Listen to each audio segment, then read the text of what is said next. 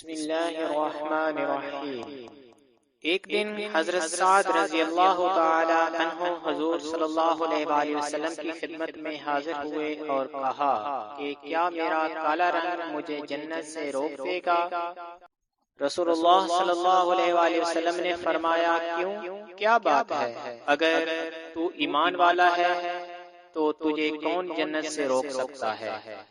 فرمایا، بات یہ ہے کہ میں غریب آدمی ہوں، میرا رنگ کالا ہے، میں بدصورت ہوں، لیکن میں بنو سلیم کے اشراف میں سے ہوں۔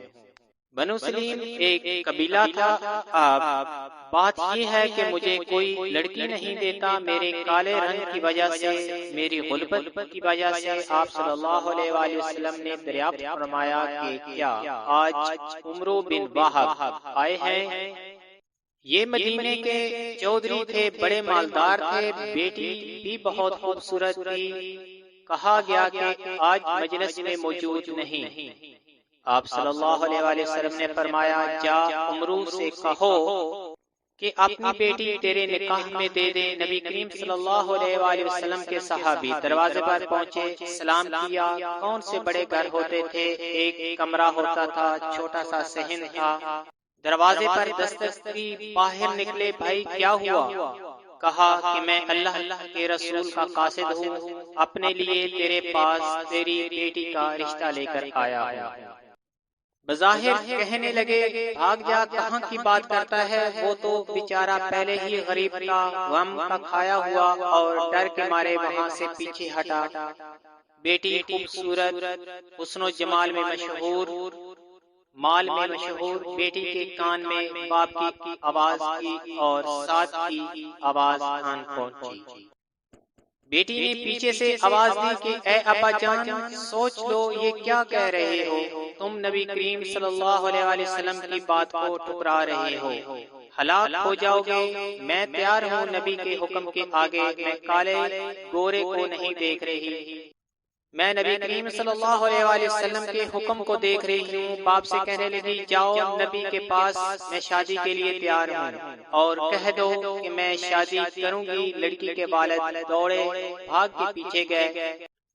آپ صلی اللہ علیہ وآلہ وسلم مسجد میں تشریف فرما تھے۔ جب دیکھا کہ عمرو آئے ہیں تو کہا کہ تو نے اللہ کے رسول کی بات کو ٹھکرایا۔ کہنے لگے، یا رسول اللہ صلی اللہ علیہ وآلہ وسلم، میرے ماں باپ قربان ہوں، خطا ہوئی معاف کر دیں، حکم کیجئے کیا حکم ہے؟ فرمایا، اس سے اپنی بیٹی کی شادی کراؤ۔ عرض کیا کہ آپ نکاح پڑھائیں۔ آپ صلی اللہ علیہ وآلہ وسلم نے نکاح پڑھایا، 400 درہم مہر مقرر ہوئے۔ آپ صلی اللہ علیہ وآلہ وسلم نے فرمایا، جاؤ سعد، لڑکی کو لے کر آؤ۔ بارات تو ہوتی نہیں تھی، جس پر معلوم نہیں کتنے لاکھوں کروڑوں روپے آج مسلمان کے خرچ ہو رہے ہیں۔ بڑے بڑے سفر کرنے والے جب شادی کا وقت آتا ہے کہتے ہیں کیا کریں، برادری سے مجبور ہیں۔ رسول اللہ صلی اللہ علیہ وسلم نے اپنی بیٹی کی شادی کی، اور شام کو حضرت امی ان کو بلایا اور کہا، جاؤ میری بیٹی کو علی کے گھر چھوڑ آؤ۔ فرمایا، ساتھ جاؤ، بیوی کو لے کر آؤ۔ سعد نے کہا، یا رسول اللہ صلی اللہ علیہ وآلہ وسلم، میرے پاس تو ایک دمڑی بھی نہیں، میں 400 کہاں سے پیدا کروں اور اس کو لے کر؟ آپ صلی اللہ علیہ وسلم نے فرمایا، اچھا چلو، گھبرانے کی کوئی ضرورت نہیں، جاؤ علی کے پاس، عثمان کے پاس اور عبد الرحمن کے پاس، ان سے کہو کہ تمہیں 200 درہم دیں، پھر پاس 600 درہم ہو جائیں گے، 400 سے مہر ادا ہو جائے گا، اور 200 سے اپنا کام کر لینا،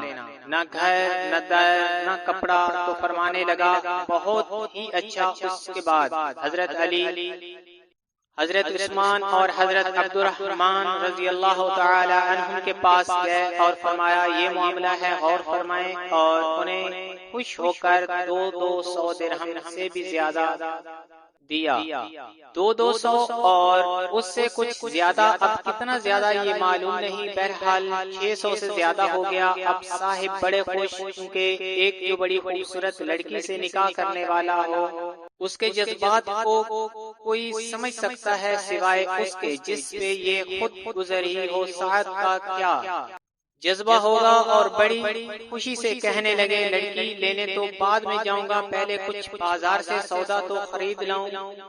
400 تو مہر میں گئے، باقی کیا کروں؟ انہوں نے کہا کوئی چارپائی تو خرید لوں، کچھ دنوں کے لیے کھانے پینے کے سامان ہی خرید لوں تاکہ میرا کچھ کام چل سکے، گھر کی شکل بن سکے۔ جب بازار میں داخل ہوئے، قدم رکھا، کان میں آواز پڑی، اے اللہ کے سوارو، اللہ کے راستے کی پکار ہے، نکلو۔ اعلان ہوا، اے مجاہدو، رسول اکرم صلی اللہ علیہ وسلم جنگ کے لیے روانہ ہونے کو تیار ہیں، سب مجاہد جلد حاضر ہو جائیں۔ حضرت سعد رضی اللہ تعالی عنہ نے یہ اعلان سنا تو سر آسمان کی طرف اٹھایا اور کہا، اے اللہ، میں ان پیسوں کو تیری اور تیرے محبوب صلی اللہ علیہ وسلم کی رضا کے لیے خرچ کروں گا۔